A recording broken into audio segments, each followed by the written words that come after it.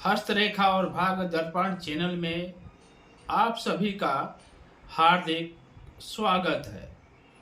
मैं जयप्रकाश शर्मा आप सभी को हृदय से कोटि कोटि नमन करता हूँ। हमारे कुछ दर्शकों ने जन्म कुंडली के हिसाब से वर वधू के ज्योतिषीय मिलान को पूछा था। पिछले दिनों उन्होंने पूछा कि वर वधू के जो जन्म कुंडली है उसके अनुसार क्या उनका विवाह सफल होगा या नहीं होगा, तो आप बताएं। तो उसी पर आज चर्चा करते हैं। यह एक वर वधू के जन्म कुंडली का ज्योतिषीय विश्लेषण है। वर वधू के आपसी संबंध विच्छेद होना या तलाक होना, कितना भी जन्म कुंडली मिलती जुलती हो, संबंध विच्छेद होना या तलाक होना परम पिता परमेश्वर को ही मालूम है, क्योंकि अच्छे मिलान के बाद भी तलाक हो जाता है। यह सर्व सत्य है कि अच्छे मिलान के बाद भी संबंध विच्छेद हो जाता है।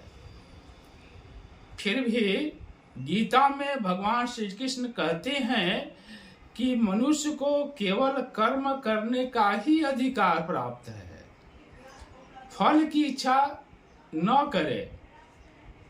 तो आज इन सब बारों के जो बात है, इन कुंडली के विषय में जो बातें हैं थोड़ा सा समझते हैं। यानी वर वधू की कुंडली मिलान की उपयोगिता के बारे में समझते हैं।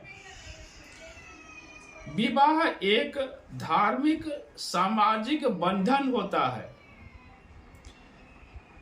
ज्योतिष के अनुसार विभिन्न राशियों के विभिन्न तत्व होते हैं और भी बहुत सी बातें होती हैं, गण होता है, अनेकों बातें होती है उसमें। तो हम समझें कि विभिन्न जो राशियां हैं उनके अलग अलग तत्व होते हैं। जैसे अग्नि तत्व की राशि होती है और जल तत्व की राशि होती है। यदि अग्नि तत्व वाले राशि की शादी जल तत्व वाले राशि से करा दिया जाए तो वैवाहिक जीवन सफल होने में संदेह बना रहता है। उसी तरह से समझते हैं गण के बारे में। वैसा बहुत बड़ा यह विषय है, लेकिन गण के बारे में समझने का कोशिश करते हैं। जैसे किसी का राक्षस गण है और किसी का देवता गण है।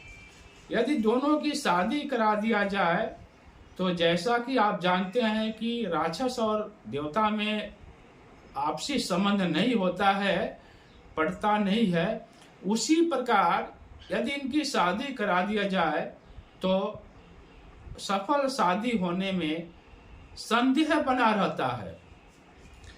प्राचीन ऋषियों मुनियों ने अपने दिव्य दृष्टि अनुभव के द्वारा कुछ ज्योतिषीय सिद्धांत प्रतिपादित किए हैं, कुछ ज्योतिषीय सिद्धांत बनाए हैं, जिनका उपयोग यदि किया जाए तो सुखी वैवाहिक जीवन को बताया जा सकता है।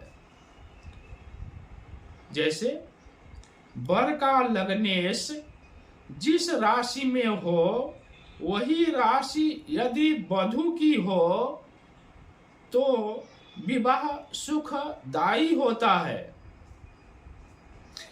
वर की सप्तमस्थ राशि यदि वधू की राशि हो तो विवाह अच्छा होता है। वर के चंद्र लग्न से सप्तमस्थ राशि यदि वधु का जन्म लग्न हो तो विवाह काफी शुभ फलदायी होता है। वर के सप्तमस्थ स्थान का स्वामी जिस राशि में हो, यदि वही वधु की राशि हो तो विवाह अच्छा होता है। यदि वधु की राशि वर के सप्तमेश का उच्च स्थान में हो तो विवाह शुभ होता है। वर का जिस राशि में हो शुक्र, यदि वही राशि वधु की जन्म राशि का भी हो तो वैवाहिक जीवन सफल होता है। वर का सप्तमेश का नीच स्थान यदि वधु की राशि हो तो भी विवाह सफल होता है।